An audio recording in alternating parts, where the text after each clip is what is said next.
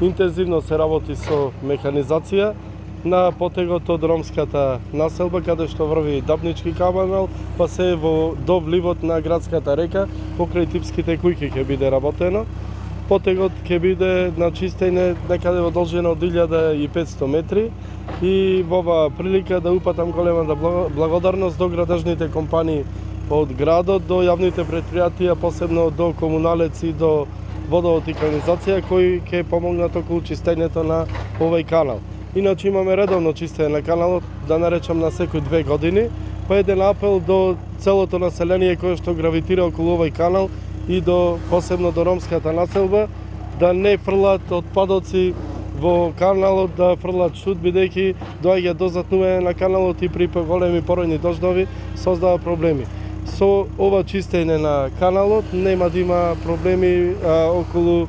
да речам, не дај Боже, да има поголеми поројни дождови во Прилеп и Прилепско, како што се случувало во минатото, а во многу ќе придонесе и за животната средина во околината каде што живеат овие луѓе, ова чистење. Поплавите кои се случија пред повеќе години го зафатија целиот Пелагонински регион и голем број делови од Македонија. Создадоа една практика за редовно чистење на каналите, на речното корито. Тоа го правиме редовно, да наречам овие 12 години, локалната самоуправа на целиот потек на речното корито, од вливот до излегувањето на реката од урбаната средина, односно